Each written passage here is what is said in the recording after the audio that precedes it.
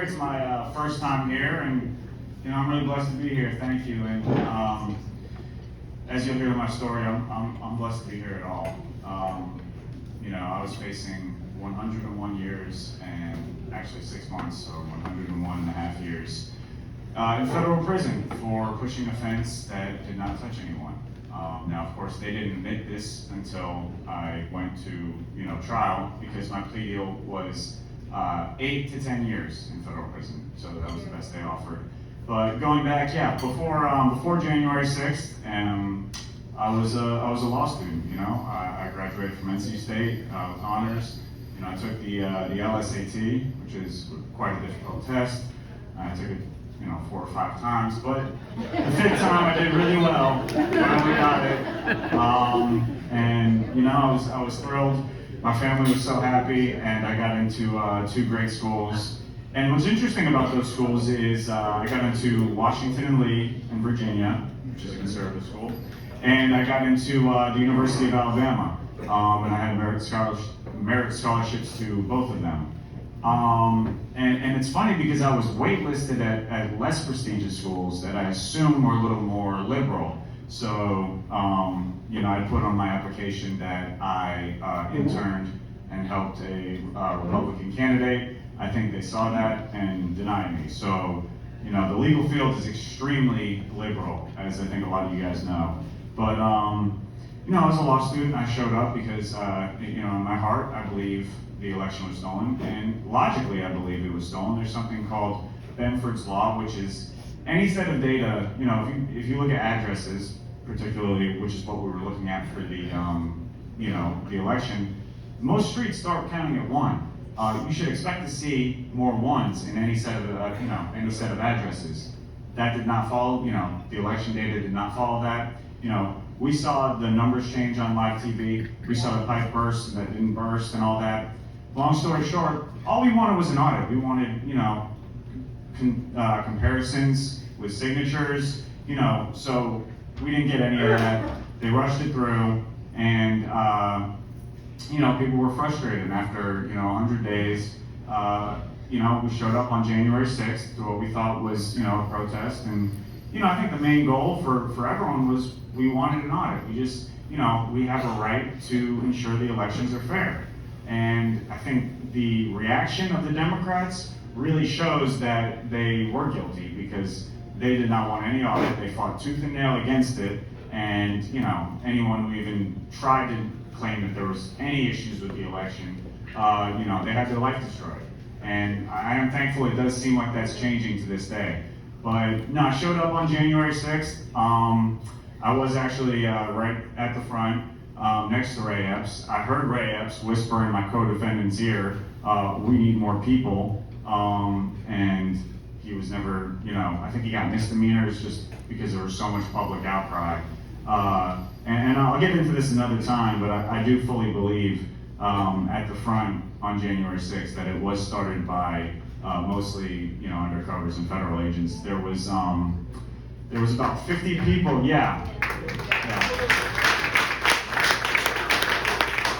There's about 50 people pushing that initial fence. They chose 5 of us out of the crowd. The person doing the same exact thing, standing here and here, pushing the same exact fence, they weren't even charged. I faced 101 years for that, for pushing a fence that didn't touch anyone. Not even charged. So I think there's a lot of ways to prove that at some point. I need to make a video about that.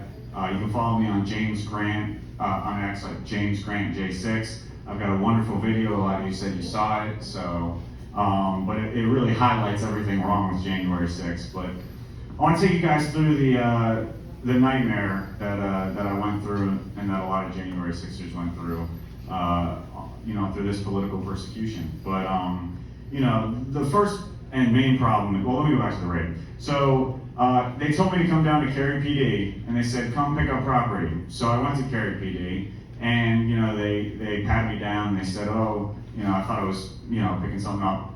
They said, "Hey, we need to talk about January 6th." So they already have me in custody. Then my dad's having stage 4. He's better now, but he was having stage 4 kidney failure at the time. So the only person home was my special needs brother. So my special needs brother answers the door, and while I was talking to the FBI and Carrie, they assured me that, oh, we'll be discreet. I later find out they sent 5 Fed trucks up and then 2 local police with their lights on as background, as backup. And my parents, they wanted to retire in that house and stay there. They had to move from that house.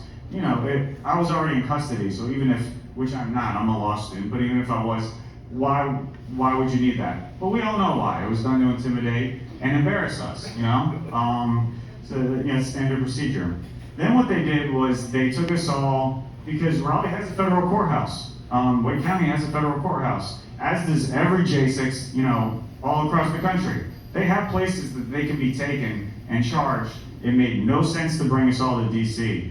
But, why do you think they brought us all to DC? The judge. Right. The judges. Right. Yeah. 96% Democrat city, and they knew they had judges that would absolutely fall in line. And worse than that, it is not a good idea, as it was. We were housed in the DC jail, and it's really not a good idea to be housed by people that, and I don't want to say they wanted us dead, but I don't know. Some of these prosecutors, not that they were in charge of the jail, but they severely did not like us. And some of the pretrial conditions, it's tough to talk about. But, I was first taken to Northern Neck. This is a for-profit prison in Virginia. And actually, I think this might have been worse than DC. Raw sewage would routinely flood the unit. The food, I don't have words, you would have to see it, but it was like a turkey gray crumble, portions smaller than an elementary school meal. I saw more fights there than anywhere else combined. I would sleep through them, they were so common. You would wake up and just see one, and you would go back to sleep, they were so commonplace. The guards were so young and inexperienced that, they would shake the unit down constantly they weren't looking for contraband. They were so cheap that they wanted to get extra towels. And, they had federal funding, they didn't need it. But I guess the crux of that jail is that it was actually owned by the judges that sent you there. So that's some just Virginia nonsense, but it's a Commonwealth state, and I guess in that part of Virginia, they're allowed to get away with, with that kind of thing. After that, I was taken to USP Lewisburg. Now, I wasn't in the prison side of the jail, but I was in the pretrial part of the jail with some other J6ers, some African Americans, mostly from DC, and some Latinos. And I speak Spanish, so I actually did get along pretty well with the Latinos. But, any issue you raised with the guards, first of all the guards in the federal system, this was my only experience with the federal system. These guys are like 6'4". I don't know where they find these guys. They're massive. Yeah. But, they don't take no crap from nobody, to quote, John Wayne. If you raise a legitimate concern, they'll go in your room and just toss things and throw it around. And it was just in this situation that I just saw the absurdity of, non-criminals who, had they been Democrats, would not have spent a single day in jail. And we know that because before and after January 6th, they were never charged like this. The anti-Israel protesters after January 6th, they were never charged with this 20-year felony, obstruction of an official proceeding, just for showing up. And there was no criteria as to who got discharged. Now, I got discharged. Many other people didn't. There was, again, no criteria. Never used before or since. They broke it out for the J6ers. And, another thing is the justification that we were interfering with the peaceful transfer of power. But what about when the Kavanaugh protesters stormed the Capitol building?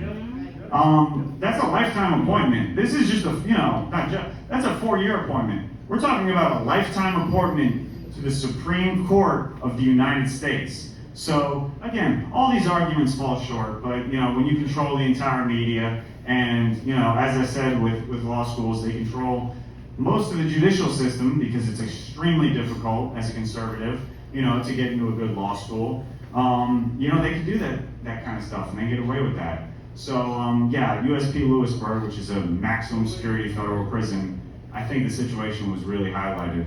But then of course I spent 10 months or 11 months, somewhere around there, in DC. And you know, I'm a mild-mannered, you know, law student before all this. And just, you know, I think I do have some mild PTSD. Like I was telling people, I'm positive and funny, so I like to think, you know, it's sorely needed in prison. So I think that helped me a lot. But you know, I ended up having to go to trial. I had to fire my first lawyer because he wouldn't answer my phone calls. 40 plus times I called him from jail. He didn't answer once.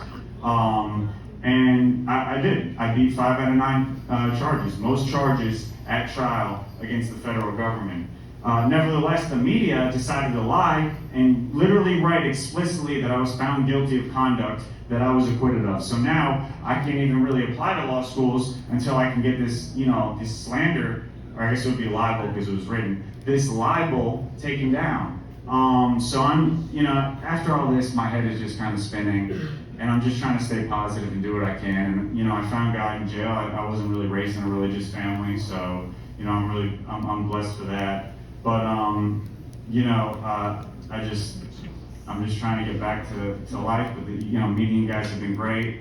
And, yeah, I mean, God bless you and thank you for anything. And if anyone, you know, anything helps at this point, I'm looking for a job would be great, but, you know, givesango.com/James Grant. Anything anyone could give, a job would be even better. But, no, I mean, thank you guys so much for having me and being in my corner, and God bless you all.